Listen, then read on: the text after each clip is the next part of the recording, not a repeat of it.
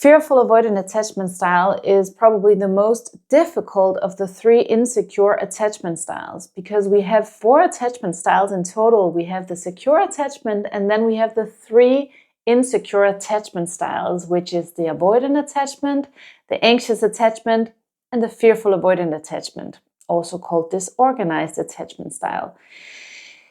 The disorganized fearful avoidant attachment style is kind of a mix of the avoidant tendencies and also the anxious tendencies. So someone with a fearful avoidant attachment style both longs for the closeness and the intimacy, such as the anxious, and may also have that emotional intelligence of the anxious attachment style, but is extremely fearful of the exact thing that this person is craving. So is also pretty avoidant. When the fearful avoidant person actually gets what they want, they get the closeness, they'll push you away because they're equally afraid of intimacy and longing for intimacy at the same time.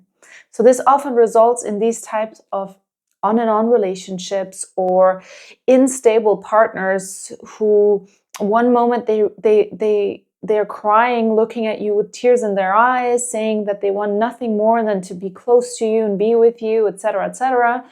The next minute they're pushing you away, shutting down. Extremely frustrating for anyone who has been in this type of experience. Fearful avoidants are not easy to be with, and often their relationship history contains a lot of failed relationships. It could be on and off relationships that maybe they were with a partner for 4 years, 5 years, but they broke up 4 or 5 times during that time span. What causes the fearful avoidant attachment style is a little bit of a mix of what causes the avoidant and the anxious attachment style.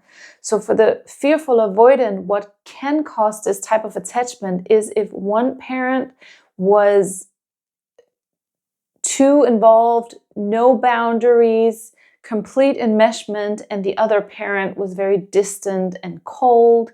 So the child had a bit of a feeling of sometimes it's okay for me to have needs, sometimes intimacy is safe, other times it means that I'm going to be completely engulfed by this by the person I love, and sometimes I'm completely going to be dismissed. So it is disorganized. It's disorganized. You never know what you're going to get from intimacy. So the fearful avoidant person has probably experienced intimacy with their primary caregivers, but it wasn't always safe. Maybe it was safe sometimes, but not always. So that leads to a very conflicting inner landscape, a very conflicting inner life.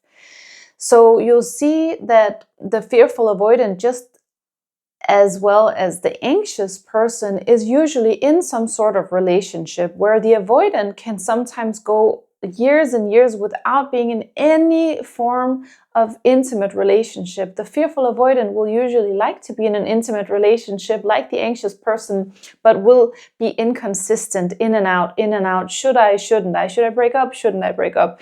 That constant ambivalence, which is very exhausting for both the fearful avoidant and the partner of the fearful avoidant.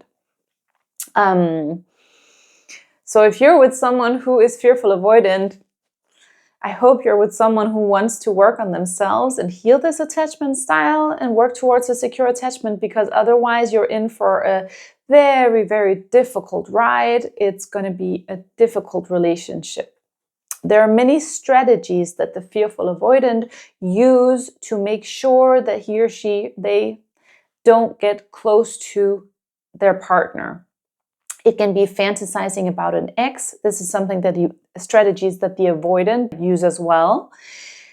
Fantasizing about an ex, cheating, having a huge level of independence or inner life that they don't share with their partner. Again, avoidance strategies here, but at the same time being extremely clingy. And if you do pull away from a fearful avoidant, they'll run after you, they'll cling on to you, they'll become desperate, emotionally dysregulated. They're going to want to talk about it immediately.